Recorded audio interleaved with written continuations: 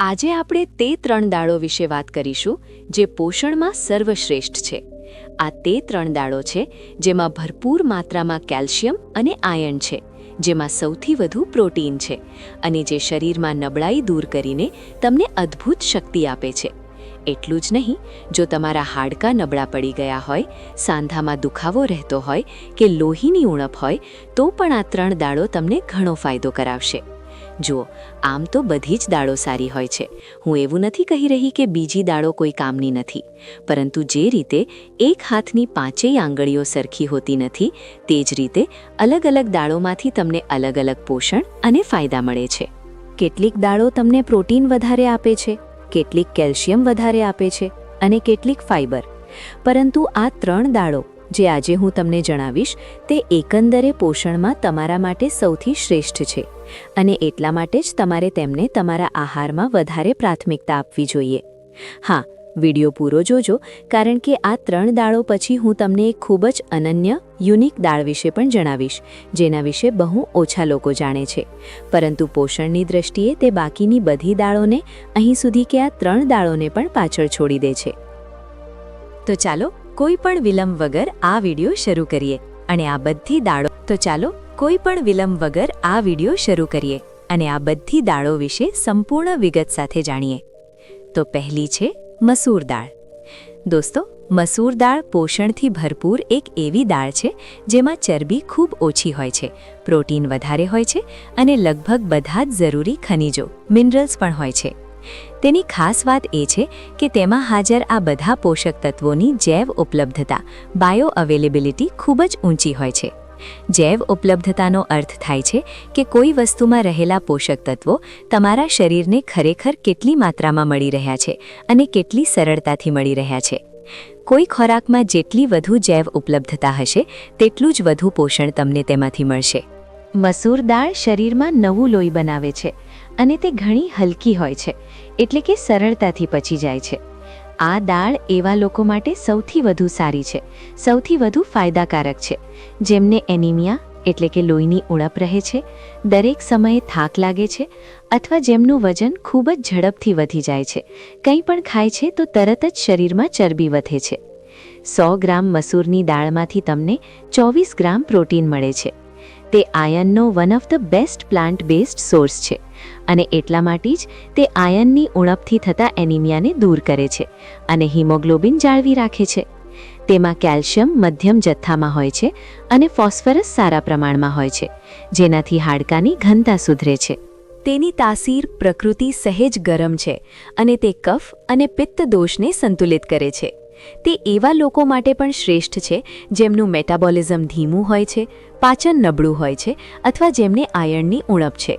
તેને ખાવાથી તમારા સ્નાયુઓ, મસલ્સ મજબૂત બને છે, નવું લોહી બને છે, તમારું વજન નિયંત્રણમાં રહે છે અને ખાસ કરીને મહિલાઓમાં માસિક સ્રાવ, મેન્સ્ટ્રુએશન દરમિયાન થતા થાકને પણ તે ઘણો ઓછો કરી શકે છે। બીજી દાળ છે મગની દાળ। દોસ્તો, મગની દાળ 2 પ્રકારની હોય છે, એક લીલી ફોતરાવાળી દાળ અને બીજી પીળી મગની દાળ।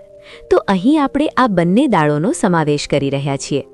મગની દાળ સૌથી જૂની ખેતી કરાયેલી દાળોમાંની એક છે, જેની ખેતી આજથી 4500 વર્ષ પહેલાં ભારતમાં અને દક્ષિણ પૂર્વ એશિયામાં શરૂ થઈ હતી। ચરક સંહિતામાં તો તેને સૌથી હળવી અને સૌથી સાત્વિક દાળ માનવામાં આવી છે। તેમાં protein, iron, calcium, magnesium, phosphorus અને ફોલિક એસિડ ખૂબ સારા પ્રમાણમાં મળે છે। હકીકતમાં જો તમે તેને ભાત, ચોખા સાથે ભેળવીને ખાઓ છો તો તે તમને 9 આવશ્યક એમિનો એસિડ્સ પૂરા પાડે છે, એટલે કે તે બધા એમિનો એસિડ્સ જે સામાન્ય રીતે તમને માંસમાંથી મળે છે તે તમને આ વેજ દાળમાંથી જ મળી શકે છે। તેની તાસીર ઠંડી હોય છે અને તે 3 દોષોને સંતુલિત કરે છે। આયુર્વેદના હિસાબે તે ત્રિદોષ આહાર કહેવાય છે, એટલે કે એવી વસ્તુ જેને દરેક પ્રકૃતિના લોકો ખાઈ શકે છે, બધાને માફક આવે છે। તેથી તમારો બોડી ટાઈપ ગમે તે હોય, તમે તેને નિશ્ચિંત થઈને ખાઈ શકો છો। તે વડીલો માટે, બાળકો માટે અને એવા લોકો માટે સૌથી વધુ યોગ્ય છે જેમનું પાચન નબળું છે, જેમને ડાયાબિટીસ છે, હૃદયના દર્દીઓ, હાર્ટ પેશન્ટ્સ છે કે જેઓ ખૂબ જ નબળા છે। તે એસિડિટી અને ગેસને પણ ઘટાડે છે, લીવરને પણ ડિટોક્સિફાય કરે છે, એલડીએલ ખરાબ કોલેસ્ટ્રોલને ઓછું કરે છે, હાડકાં અને સ્નાયુઓને મજબૂત બનાવે છે અને વજન ઘટાડવામાં પણ તમારી મદદ કરી શકે છે.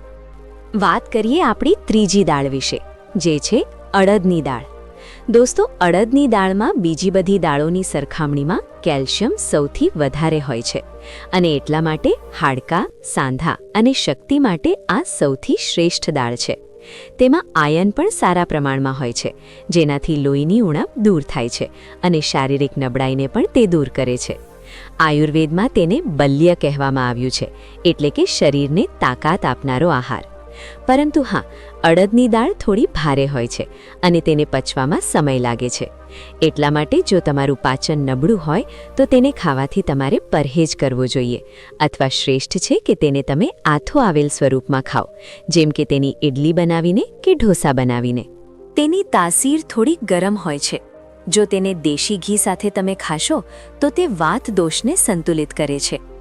તે એવા લોકો માટે સૌથી વધુ યોગ્ય છે જેમના હાડકાં નબળા છે, જે લોકોને શારીરિક નબળાઈ છે, સાંધામાં દુખાવો રહે છે અથવા જેમને નસોમાં નબળાઈ છે. આયુર્વેદમાં ખાસ કરીને તેને એવા લોકો માટે ભલામણ કરવામાં આવી છે જેમને લકવો પેરાલિસિસ થયો હોય, નસો જેમની ખરાબ થઈ ચૂકી હોય અથવા જેમને જાતીય નબાઈ સેક્સ્યુઅલ વીકનેસ રહે છે. ખાસ કરીને મર્દાનગીની નબળાઈ વગેરે માટે પણ આ ઘણી સારી દાળ છે. દોસ્તો, હવે વાત કરીએ તે બોનસ દાળ વિશે, જેનું ખૂબ જ ઓછું મૂલ્યાંકન કરવામાં આવે છે, અંડરરેટેડ છે, જેનો ઉલ્લેખ મેં તમને શરૂઆતમાં કર્યો હતો. પરંતુ પોષણની દ્રષ્ટિએ આ દાળ, દોસ્તો, તે આજની બાકીની ત્રણેય, બલકી જેટલી પણ દાળો ઉપલબ્ધ છે તે બધાને પાછળ છોડી દે છે. અને આ દાળ છે કુલ્થીની દાળ, જેને આપણે અંગ્રેજીમાં હોર્સ ગ્રામ પણ કહીએ છીએ. તેમાં બધી દાળો કરતાં અનેક ગણું વધારે પોષણ છે. તેમાં પ્રોટીન બાકીની બધી દાળો કરતાં વધારે હોય છે, આયર્ન પણ ઘણું વધારે પ્રમાણમાં હોય છે અને કેલ્શિયમ તો અપવાદ રૂપે વધારે, એક્સેપ્શનલી હાઈ છે. જી હા, 100 ગ્રામ રાંધેલી કુલ્થીની દાળમાંથી તમને લગભગ 25 ગ્રામ પ્રોટીન, 6 થી 7 મિલીગ્રામ આયર્ન અને લગભગ 280 મિલીગ્રામ કેલ્શિયમ મળી જાય છે, જે તેને સૌથી શક્તિશાળી દાળ બનાવે છે. તે સ્નાયુઓને શક્તિ આપે છે, હાડકાની ઘનતા વધારે છે અને પેશીઓના સમારકામ, ટિશ્યુ રિપેરમાં તમારી મદદ કરે છે. તે ખાસ કરીને મહિલાઓ અને વરિષ્ઠ નાગરિકો, સિનિયર સિટીઝન્સ માટે સૌથી વધુ ફાયદાકારક છે. એટલું જ નહીં, તે કિડનીના સ્ટોન્સ, પથરીને ઓગાળી નાખે છે, શરીરમાં પાણી જમા થવું, વોટર રિટેન્શન અને ચરબીના સંચયને, ફેટ એક્યુમ્યુલેશનને ઘટાડે છે અને મેટાબોલિઝમ અને પાચનને પણ સુધારે છે. પરંતુ કારણ કે તેની તાસીર ગરમ હોય છે, તેથી તેને તમે શિયાળાની ઋતુમાં કે વરસાદની ઋતુમાં જ લઈ શકો છો. અને જો તમે પિત્ત પ્રકૃતિના છો અથવા એસિડિટી, ખીલ, પિમ્પલ્સ કે એલર્જીઝ તમને વધારે રહે છે તો તમારે તેને ન ખાવું જોઈએ, કારણ કે તેનાથી તમારા શરીરમાં ગરમી વધી શકે છે. હા, તમે વિચારતા હશો કે જો કુલ્થીની દાળ એટલી જ શક્તિશાળી છે તો આખરે અમે તેનો સમાવેશ અમારી ટોપ 3 દાળોમાં કેમ ન કર્યો, પછીથી કેમ જણાવ્યો? તો તેનો જવાબ ખૂબ જ સરળ છે દોસ્તો, કે તે રોજ રોજ ખાવા માટે યોગ્ય નથી હોતી. પહેલું તો તેની તાસીર થોડી વધારે ગરમ છે, તેથી તે દરેકને માફક આવતી નથી. બીજું, તેનો સ્વાદ થોડો કડવો હોય છે, જે બધાને સારો લાગતો નથી. અને ત્રીજું, જો તેને રોજ ખાવામાં આવે તો તે શરીરમાં ડ્રાયનેસ અને ગેસ ઉત્પન્ન કરે છે. અને એટલા માટે જ આટલી બધી શક્તિશાળી હોવા છતાં અમે તેને અમારી એવરીડે દાળોની યાદીમાં રાખી નથી. હકીકતમાં આયુર્વેદમાં પણ કુલ્થીની દાળનો ઉપયોગ ખોરાક યાની ફૂડ તરીકે નહીં પણ દવા તરીકે કરવામાં આવે છે. તો તેને તમારે એક અઠવાડિયામાં ફક્ત 1 કે વધુમાં વધુ 2 વાર જ ખાવાની છે. તેનાથી વધારે તમારે તેને ખાવી નથી. અને તેને હંમેશા શિયાળાની ઋતુમાં જ કે ચોમાસાની ઋતુમાં જ તમારે ખાવી છે, બાકી ગરમી વગેરેમાં ખાવી નહીં. બીજું, તેને રાંધતા પહેલાં 6 થી 8 કલાક પાણીમાં ચોક્કસ પલાળો અને એક સમયે અડધા કપથી વધુ તેને ન ખાઓ.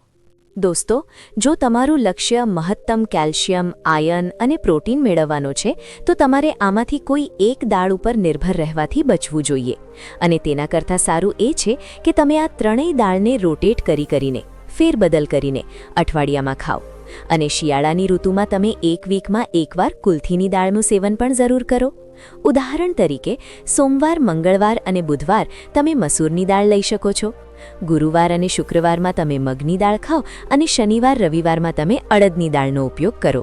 અને હા, આ દાળોનું પાચન અને તેનો સ્વાદ વધારવા માટે તેમાં દેશી ઘી, જીરું અને હિંગનો વઘાર કરવો તમે બિલકુલ ન ભૂલશો. તેનાથી સ્વાદ તો વધશે જ, સાથે જ પોષક તત્વોનું શોષણ પણ વધી જશે. ઉમ્મીદ છે કે આજનો આ વિડિયો તમને પસંદ આવ્યો હશે અને તેનાથી તમે કંઈક નવું ચોક્કસ શીખ્યા હશો. જો આ વિડિયો તમને સારો લાગ્યો હોય તો તેને બધાની સાથે શેર કરજો, જેથી અન્ય લોકો પણ આ માહિતી મેળવી શકે અને અમારા વિડિયોની પહોંચ વધી શકે. મળીએ એક નવા વિડિયોમાં. ત્યાં સુધી પોતાનું ધ્યાન રાખો, હસતા રહો, હસાવતા રહો, રોજ કંઈક ને કંઈક નવું શીખતા રહો, જેથી તમે રહી શકો હેલ્ધી હંમેશા.